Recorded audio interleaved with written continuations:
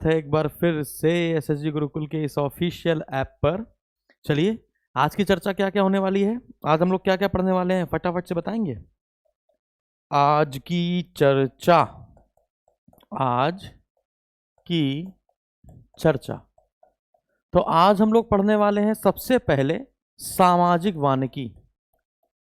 सबसे पहले हम लोग समझेंगे सामाजिक वानिकी, ठीक है। सोशल फॉरेस्ट्री के बारे में सबसे पहले समझेंगे, सोशल फॉरेस्ट्री के बारे में समझेंगे। और सामाजिक वानिकी को तीन भागों में समझा जाता है। सामाजिक वानिकी को तीन भागों में समझा जाता है। सबसे पहले कृषि वानिकी, सबसे पहले कृषि वानिकी, ठीक है। जो सबसे पहले समझेंगे हम लोग वो होगी कृषि वानिकी। दूसरी समझेंगे सामुदायिक वानिकी, सामुदायिक वानिकी। और जो तीसरा क्वेश्चन होगा, जो तीसरा पार्ट समझेंगे वो हो जाएगा सार्वजनिक वानिकी, ठीक है। तो हम लोग यहाँ पे तीन चीजें पढ़ेंगे, कृषि वानिकी, सामुदायिक वानिकी और सार्वजनिक वानिकी। तो ये पहला चैप्टर होगा हम लोग का सामाजिक वानिकी का, लगभग 15 से 20 मिनट का, ठीक है। और इसके बाद 15 से 20 मिनट का इसलिए क्योंकि सब कुछ लिखा लिखा है आपको पहले से मिल जाएगा, हमें सिर्फ आपको समझाना है, आपको याद कराने की कोशिश करनी है, बाकी लिखा हुआ आपको पहले से मिल जाएगा, ठीक है। फिर इसके बाद जो हमारा दूसरा चैप्टर होने वाला है, जो इसी के बाद हम लोग अगले 15-20 मिनट में पढ़ने वाले हैं, वो होगा राष्ट्रीय वन नीति। राष्ट्रीय वन नीति, national forest policy, national forest policy. अब जो राष्ट्रीय वन नीति है उसमें हम लोग सबसे पहले चर्चा करेंगे 1894 की नीति पर, 1894 की नीति पर। इस पर हम लोग, इसके बाद हम लोग चर्चा करेंगे 1952 की नीति पर। फिर हम लोग बात करेंगे 1988 की नीति पर, 1952 की नीति पर और फिर 1958 की नीति पर। यदि आपसे पूछा जाए भारत की स्वतंत्रता के बाद सबसे पहली स्वतंत्र नीति कौन सी होगी वन नीति में, तो 1952 की होगी, है ना। और हमारे पास भारत उस चुनिंदा देशों में एक है, विश्व के उन चुनिंदा देशों में से एक है जिसके पास आज़ादी से पहले ही 1894 से ही वन नीति चालू है। लेकिन वो वन नीति वास्तव में शोषण नीति थी, क्योंकि औपनिवेशिक शासन चल रहा था, अंग्रेज हमारे ऊपर कब्जा किए हुए थे। तो उन्होंने जो वनों को बढ़ावा दिया वो सिर्फ और सिर्फ इसलिए दिया ताकि वनों से जो उत्पाद हमको मिल रहे हैं, जो फल हमको मिल रहे हैं या फिर जो लकड़ियां हमको प्राप्त हो रही हैं, उसको ज़्यादा से ज़्यादा बेचकर राजस्व की वसूली की जा सके, ठीक है। तो 1894 की जो नीति थी, 1952, फिर 1988, है ना। इसका 2018 का जो ड्राफ्ट है वो हम लोग को नहीं पढ़ना है क्योंकि अभी भी वो लागू नहीं है, उसको हम लोग को नहीं पढ़ना है, ठीक है। फिर भी अगर आप कहेंगे तो मैं आपको पीडीएफ में दे दूंगा, तो आप एक बार पढ़ लीजिएगा, नॉर्मल सा है वही चीज़ें, ठीक है। तो राष्ट्रीय वन नीति। और जो तीसरा चैप्टर होगा हम लोगों का वो होगा ज्वाइंट फॉरेस्ट्री मैनेजमेंट, है ना, वन प्रबंधन, वन प्रबंधन, है ना, संयुक्त वन प्रबंधन कह सकते हैं, वन प्रबंधन। ये क्या है इसके बारे में अभी हम लोग समझेंगे, ठीक है। तो बेसिकली आज हम लोग को ये तीन टॉपिक पढ़ने होंगे बच्चे, संयुक्त वन प्रबंधन, राष्ट्रीय वन नीति और दूसरा पहला चैप्टर क्या है, सामाजिक वानिकी। तो स्टार्ट करते हैं। सबसे पहले तो शुरुआत, देखो सब कुछ लिखा हुआ है, आपको लिखने की जरूरत नहीं, लेकिन फिर भी मैं आपको समझाऊंगा, ठीक है। पहले तो हम लोग यहाँ पर सबसे पहले बात करेंगे सामाजिक वानिकी की, छोटी छोटी बातें जो आपके पेपर में लगातार पूछी जाएंगी सामाजिक वानिकी की। सबसे पहला क्वेश्चन कि सामाजिक वानिकी का अर्थ क्या है, सामाजिक वानिकी का अर्थ क्या है। तो जो भूमि खाली पड़ी है, खाली पड़ी भूमि पर फलदार वृक्षों को लगाना ही, खाली पड़ी भूमि पर फलदार वृक्षों को लगाना ही सामाजिक वानिकी होती है। यानी ऐसी भूमि जो पहले से खाली पड़ी हुई है, उस पर कोई पौधा नहीं लगा हुआ है और वो कोई यातायात का केंद्र भी नहीं है कि वहां से सड़क जानी हो या रास्ता बना हो, तो आप क्या कर सकते हैं, उस स्थान पर पौधों को लगाना ही सामाजिक वानिकी है। तो सामाजिक वानिकी एक ऐसी पद्धति है, सामाजिक वानिकी एक ऐसी पद्धति है, एक ऐसी पद्धति है जो लोगों को और सरकार को, जो लोगों को और सरकार को, चाहे निजी भूमि हो और चाहे सार्वजनिक भूमि हो, निजी भूमि हो और चाहे सार्वजनिक भूमि हो, वहां पर पौधे लगाने के लिए प्रोत्साहित करती है, पौधे लगाने के लिए प्रोत्साहित करती है। बात समझ में आ गई कि नहीं आ गई। तो सामाजिक वानिकी जो है, इस शब्द का प्रयोग सबसे पहले 1976 में राष्ट्रीय कृषि आयोग के द्वारा किया गया था। इस शब्द का प्रयोग सबसे पहले 1976 में राष्ट्रीय कृषि आयोग के द्वारा किया गया था। और क्यों किया गया था? इसलिए ताकि ग्रामीण क्षेत्रों में रोजगार के अवसर उपलब्ध कराए जा सके। लोग गांव छोड़ छोड़ के शहर की तरफ भाग रहे थे, तो क्योंकि वहां पर रोजगार नहीं मिल रहा था। आज भी आप देखेंगे गांव के लोग काम पाने के लिए शहर की तरफ ही भागते हैं। तो उस दौरान 1976 में बताया गया कि सामाजिक वानिकी जो है वो गांव में रोजगार पैदा कर सकता है, गांव में रोजगार पैदा कर सकता है, गांव में रोजगार पैदा कर सकता है, प्लस पर्यावरण की सुरक्षा भी हो जाएगी, पर्यावरण की सुरक्षा भी हो जाएगी, काम दोनों साथ साथ हो जाएंगे, है ना। तो सामाजिक वानिकी का मतलब क्या है कि खाली पड़ी भूमि पर फलदार वृक्षों को लगाना। वही जो फल हमको प्राप्त होंगे, वही जो ग्रामीण क्षेत्र वाले लोग होंगे वो उस फलों को लेकर बेचेंगे, रोजगार मिलेगा, पैसा उनके जनरेट होगा, और फिर साथ ही साथ जब वृक्ष लगाएंगे तो पर्यावरण को भी सुरक्षा प्राप्त होगी। बताइए, समझ में आ गया? तो वास्तव में जो सामाजिक वानिकी है, इसके लिए एक हम लोग स्लोगन यूज कर सकते हैं कि सामाजिक वानिकी कार्यक्रम लोगों के लिए, है ना, लोगों के लिए लोगों द्वारा चलाया जाने वाला कार्यक्रम है, जो पर्यावरण को तो सुरक्षा प्रदान करता ही करता है, साथ ही साथ ग्रामीण क्षेत्रों में रोजगार की मात्रा को भी बढ़ाता है। तो ये है सामाजिक वानिकी का मोटा मोटा पॉइंट। अब हम लोग बात करेंगे कि सर सामाजिक वानिकी में हम लोग अगर फैक्ट याद करना चाहे तो कैसे कैसे याद करेंगे? सोचिए, यदि हम लोग को इसके पॉइंट याद करने चाहे, जो बड़े बड़े पॉइंट लिखे रहेंगे, उस पॉइंट को यदि हमें छोटे छोटे पॉइंट में याद करना चाहे तो कैसे करेंगे? समझिए, यदि हम लोग सामाजिक वानिकी को बढ़ावा देंगे, समझिएगा, तो किसानों से क्या कह देंगे? जो किसान है या जो स्थानीय लोग हैं, सुनिएगा, जो किसान हैं या फिर जो स्थानीय लोग हैं, जो किसान हैं या फिर जो स्थानीय लोग हैं, अभी वो क्या करेंगे? ये उनका आवास बना हुआ है, समझिएगा, ये उनका आवास है। उनसे कहा जाएगा कि अपने आवास, जो गांव के लोग हैं उनसे कहा जाएगा कि अपने आवास के चारों तरफ, अपने आवास के आसपास आप ऐसे वनों को उत्पादित कीजिए या आप ऐसे पौधों को लगाइए, है ना, जिससे अच्छा खासा मात्रा में उत्पाद प्राप्त होता हो, और उस उत्पाद का प्रयोग करके आप अपनी आजीविका चला पाएं। समझ रहे हो मैं क्या कहना चाह रहा हूं? सुनिएगा, आप अपनी आजीविका चला पाएं। तो सुनते रहिएगा मैं क्या कह रहा हूं कि सामाजिक वानिकी के तहत बताया गया कि जो गांव वाले लोग हैं या जो जनजाति क्षेत्र के लोग हैं, वो अपने घर के आसपास ऐसे पौधों या वनों को लगाएं जिनसे उत्पाद प्राप्त होता हो, और उसी उत्पाद को वो बेचकर अपनी आजीविका चला पाएं। इससे क्या होगा? इससे पौधे भी बढ़ रहे होंगे और उनकी आजीविका भी चल रही होगी, और जो अन्य वन हैं उन पर दबाव कम हो जाएगा, अन्य वनों पर दबाव कम हो जाएगा। बात समझ आ रही है? आज भी भारत या बहुत सारे देश ऐसे हैं जो विकासशील हैं और पूरी तरीके से उनकी जो जनसंख्या है वो ग्रामीण है। आज भी कई सारे ऐसे देश हैं जिनकी जनसंख्या क्या है बच्चे? ग्रामीण है, और वो ईंधन के लिए किसका प्रयोग कर रहे हैं? लकड़ी का प्रयोग कर रहे हैं। ईंधन के लिए किसका प्रयोग कर रहे हैं? लकड़ी का प्रयोग कर रहे हैं।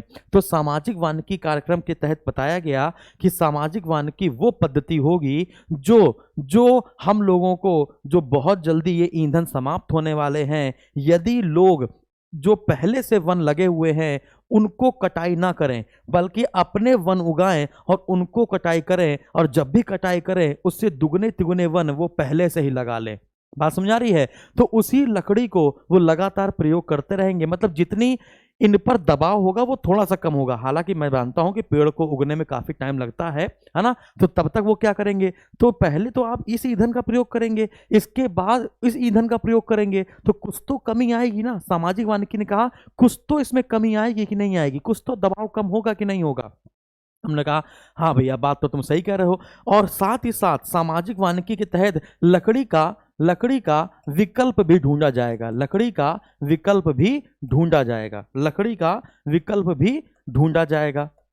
जाएगा। है ना, कि लकड़ी का विकल्प यानी ईंधन का विकल्प भी ढूंढा जाएगा। बात समझ आ रही है? इन क्षेत्रों के लिए, ग्रामीण क्षेत्रों के लिए इस लकड़ी ईंधन का विकल्प भी ढूंढना ही सामाजिक वानिकी के अंतर्गत ही आएगा। इसके बाद मानव की जनसंख्या लगातार बढ़ रही है, मानव की जनसंख्या लगातार बढ़ रही है। अब जनसंख्या बढ़ रही है तो अब उनके लिए आवास बनाना पड़ेगा। आवास बनाने के लिए वो वन की कटाई कर रहे हैं, समझ रहे हो ना? जैसे जैसे जनसंख्या बढ़ेगी वैसे वैसे वन की कटाई होगी, क्योंकि लोगों को रहने के लिए, है ना, घर बनाने होंगे। बात समझ आ रही है? तो वन की कटाई की जाएगी। तो अब इस वन की कटाई को कैसे रोका जाए और मनुष्य की जो आवासीय जनसंख्या है उसको कैसे नियंत्रित किया जाए, है ना, ये सारे प्रोसेस आपके सामाजिक वानिकी के तहत आते हैं। तो इसके लिए एक ही चीज है, वन की कटाई को रोकोगे तो जनसंख्या की जो वृद्धि है उसको रोकना पड़ेगा। इसके लिए अब जनसंख्या वृद्धि ना हो तो इसके लिए सरकार को योजनाएं चलानी पड़ेंगी कि हम 2 और हमारे 2 ही होने चाहिए, हमारे 4-5 नहीं होने चाहिए। बात समझ आ रही है? तो आपको इन सब स्लोगनों पर ध्यान देना पड़ेगा। तो वन की कटाई को रोकने के लिए हम लोग को जो जनसंख्या वृद्धि हो रही है ना, उसमें नियंत्रण लाना पड़ेगा, अदरवाइज कोई अन्य विकल्प ढूंढना पड़ेगा। तो ये सारे फंडे आपके सामाजिक वानिकी के तहत ही प्रयोग किए जाते हैं, ये सारे फंडे आपके सामाजिक वानिकी के तहत ही प्रयोग किए जाते हैं। और साथ ही साथ एक और बात, यदि स्थानीय लोग या जो और भी लोग हैं, यदि वो अपने घर के आसपास या फिर इधर उधर कोई उत्पाद उगाते हैं, वन उगाते हैं, तो उससे जो उत्पाद हमको प्राप्त होगा उसको वो लघु उद्योग में बदल सकते हैं, है ना। यदि कई सारे लोग मिलकर ये काम करें तो कुटीर उद्योगों में बदल सकते हैं। बात समझ आ रही है? तो ऐसा नहीं गांव में रोजगार पैदा नहीं किया जा सकता है, गांव में भी लघु और कुटीर उद्योग का विकास किया जा सकता है इन वनों के उत्पाद के माध्यम से ही। ये सारी चीजें आपकी किसमें आ रही हैं? सामाजिक वानिकी में। तो जितना हमने आपको बताया उतना एक बार फटाफट समझ लो। सामाजिक वानिकी पौधरोपण की एक ऐसी पद्धति है जो परंपरागत वनों या स्थापित वनों के अलावा लोगों और सरकारों को निजी एवं सार्वजनिक भूमि पर पेड़ उगाने के लिए प्रोत्साहित करती है। भारत सरकार के राष्ट्रीय कृषि आयोग के द्वारा 1976 में पहली बार सामाजिक वानिकी शब्द का प्रयोग किया गया। सामाजिक वानिकी कार्यक्रम शुरू करने का उद्देश्य परंपरागत वनों से भार कम कर अनुपयोगी और प्रतिभूमि वनीकरण के माध्यम से उपयोगी बनाना है। तो यहां पर हम एक और बात लिख देते हैं, क्या कि सामाजिक वानिकी कार्यक्रम के तहत हम लोग और भी क्या कर सकते हैं? प्रतिभूमि को उपयोगी बना सकते हैं, यानी जो खाली पड़ी जमीन है, यानी जो बंजर जमीन है, उस पर काम करके उसको हम लोग उपयोगी बना सकते हैं। तो ये भी सब आपका सामाजिक वानिकी के तहत ही आएगा। सामाजिक वानिकी के व्यापक उद्देश्यों में वन क्षेत्र का विस्तार हो जाएगा। साथ ही साथ जो उत्पाद प्राप्त होगा, कच्चा माल प्राप्त होगा, उससे लघु उद्योग, कुटीर उद्योग या मध्यम उद्योगों को बढ़ावा मिलेगा और ग्रामीण रोजगार में भी क्या मिलेगी? वृद्धि होगी। सामाजिक वानिकी को बढ़ावा इसलिए भी दिया जाता है क्योंकि लोगों के अधिवासों के आसपास वनीकरण से उनकी आवश्यकताएं स्थानीय रूप से पूरी हो जाएंगी। अरे भैया, जो उनको चाहिए वो अपने घर के आसपास ही वो उगा लेंगे, तो उनकी स्थानीय आवश्यकताएं पूरी हो जाएंगी, जिससे वनों पर पड़ने वाला अनावश्यक दबाव निश्चित रूप से कम होगा। मानवीय गतिविधियों के कारण नष्ट हो रहे ऐसे सरकारी वन क्षेत्र जो मानव अधिवासों से सटे हैं, उनका पुनर्वनीकरण भी हो जाएगा। ये भी आपका किसके अंतर्गत आता है? सामाजिक वानिकी अंतर्गत। भारत जैसे विकासशील और ग्रामीण जनसंख्या वाले देशों में जहां अभी भी लोग ईंधन के लिए लकड़ी का प्रयोग कर रहे हैं, वनों की कटाई का प्रयोग कर रहे हैं, है ना, तो उसको प्रतिबंधित करने की बजाय इस ईंधन का विकल्प ढूंढने की जरूरत है। निश्चित रूप से सामाजिक वानिकी कार्यक्रम एक बेहतर विकल्प है। तो हम लोग लास्ट में क्या कह सकते हैं कि सामाजिक वानिकी के तहत ज्यादा मात्रा में पौधे लगाना है।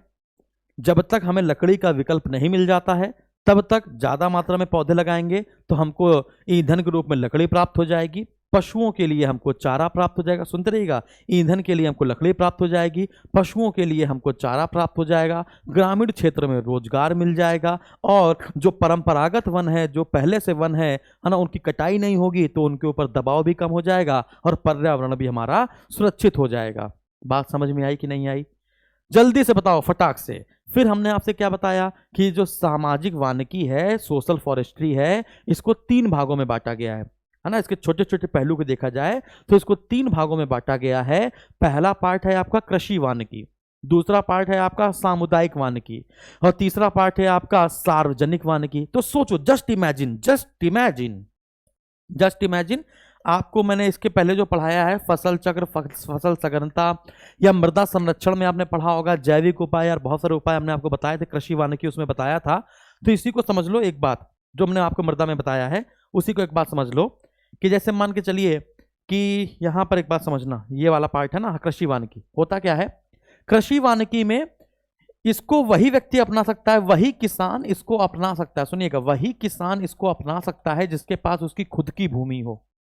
सुनिएगा, इसको वही अपना सकता है जिसके पास अपनी भूमि होगी किसान के पास, लेकिन जिस किसान के पास अपनी भूमि नहीं है वो क्या अपनाएगा? सामुदायिक वानिकी। अदरवाइज सरकार क्या अपनाएगी? सार्वजनिक वानिकी। तो इसमें होता क्या है, कृषि वानिकी के तहत एक किसान क्या होता है कि अपने खेत में फसल उगाया है ना, समझिएगा, एक किसान ने क्या किया है, अपने खेत में फसल उगाया है। पक्की बात है ना, पक्की बात है। मान के चलिए कभी कभी बाढ़ आ जाती है, कभी कभी क्या जाती है, वर्षा की अधिकता हो जाती है, कभी कभी क्या हो जाती है, वर्षा की अधिकता हो जाती है। और वर्षा की अधिकता से अगर मेड़ अच्छी नहीं बनी है, यदि नालियां अच्छी नहीं बनी है, तो मृदा का अपरदन होता है। अरे हाँ कि ना, उर्वरता में कमी आ जाती है, उर्वरता में कमी आ जाती है। कभी कभी बहुत तेज हवा चलती है, कभी कभी तूफान या फिर हवा तेज चलती है, हवा तेज चलती है। और जब ये सब होता है तो आपकी जो खेत में खड़ी फसल है ये बर्बाद हो जाएगी। तो कृषि वानिकी के तहत क्या बताया गया, किसानों से कहा गया कि अपने खेत के चारों तरफ आप एक बड़े बड़े क्या लगा दो, वृक्ष लगा दो। आप एक बड़े बड़े क्या लगा दो बच्चे, वृक्ष लगा दो।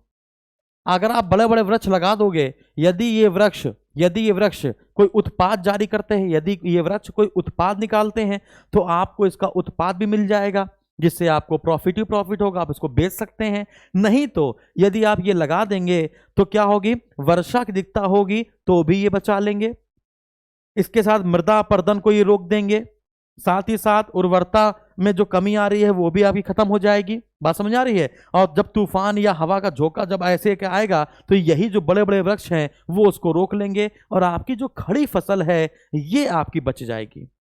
तो ये सारी चीजें आपकी किसके तहत आती हैं बच्चे? कृषि वानिकी के तहत आती हैं। बताइए सारी बातें क्लियर है कि नहीं क्लियर है? फटाफट से जल्दी बताएंगे। और अगर धूप ज्यादा आ रही है, तापमान ज्यादा मिल रहा है, आप गर्मी क्षेत्र में रह रहे हैं, तो ये पौधे उगा लेंगे तो आपकी खड़ी फसल को ज्यादा तापमान भी नहीं प्राप्त होगा, जिससे वो बेकार नहीं होगी। बात समझा रही है? तो ये सब फायदे भी हैं आपके। तो कृषि वानिकी है। सामुदायिक वानिकी क्या होती है? सामुदायिक वानिकी क्या होती है? यदि हम लोग ग्रामीण क्षेत्र में देखें, सुनिएगा, यदि हम लोग ग्रामीण क्षेत्र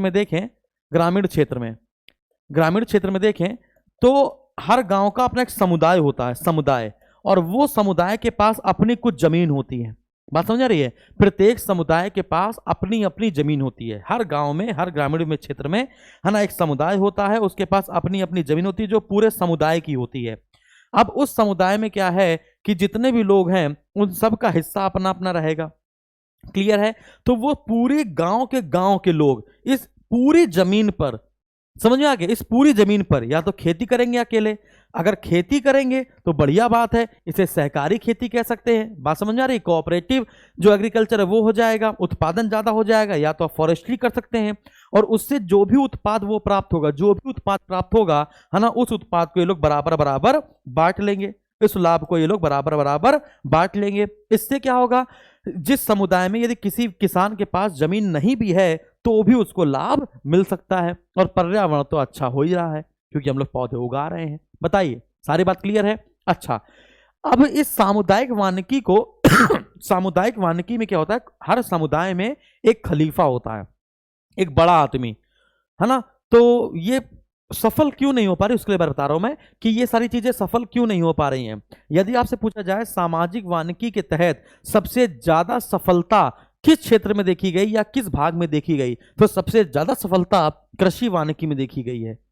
बात समझ आ रही है? सबसे ज्यादा सफलता कृषि वानिकी में देखी गई, बाकी अन्य दो सफल नहीं हो पाई। जबकि सरकार का समर्थन प्राप्त है, इसमें तो सरकार का समर्थन भी नहीं प्राप्त है, इसमें सरकार का समर्थन प्राप्त था। जैसे सामुदायिक वानिकी में सरकार ने कहा कि बीज हम देंगे, उर्वरक हम देंगे, बात समझ आ रही है, सब चीजें हम देंगे, लेकिन बस पौधे उगाना, फसलों की रक्षा करना और ये सारी चीजें करने का काम सिर्फ उस समुदाय का होगा।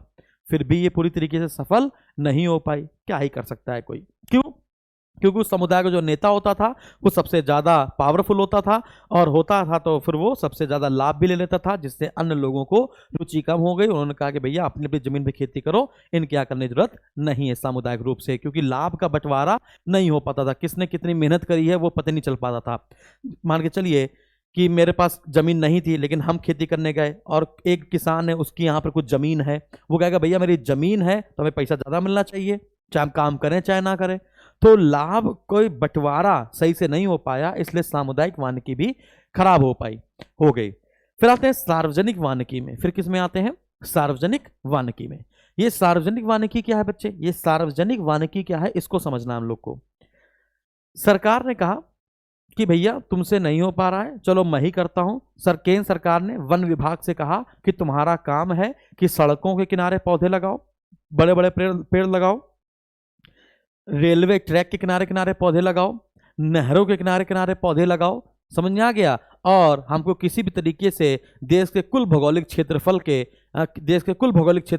1/3 भाग पर वन चाहिए। तो वन विभाग ने कहा ठीक है भैया।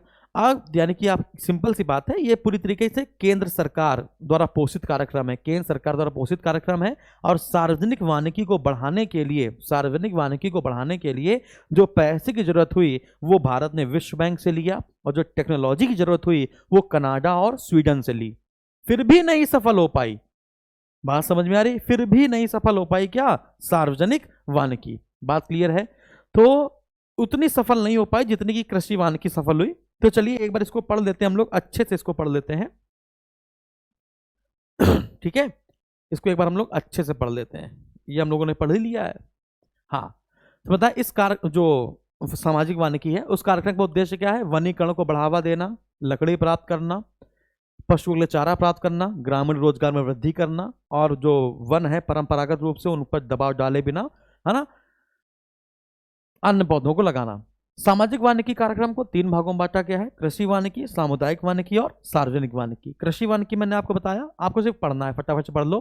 किसानों को इस बात के लिए प्रोत्साहित करना कि वे अपनी घरेलू जरूरतों को पूरी करने के लिए स्वयं अपनी भूमि पर पौधे लगाएं। यह भूमि खेत भी हो सकते हैं, घर के चारों ओर का क्षेत्र भी हो सकता है, या गौशाला या कोई भी क्षेत्र हो सकता है। इसके अलावा इसका उद्देश्य वाणिज्यिकरण भी हो सकता है, या फिर आप गैर वाणिज्यिक भी फसल उगा सकते हो। जरूरी नहीं कि कोई फसल ऐसे उगाओ जो बेचने के लिए उगाओ, गैर वाणिज्यिकरण भी हो सकता है। कृषि वानिकी के अन्य लाभों में क्या होगा? मृदा अपरदन में कमी आएगी, कृषि फसलों का आंशिक छाया की उपलब्धता आदि के रूप में भी देखा जा सकेगा। अगला सामुदायिक वानिकी क्या है? सामुदायिक वानिकी के तहत निजी भूमि की बजाय सामुदायिक भूमि पर समुदाय द्वारा ही वनारोपण को बढ़ावा देना है।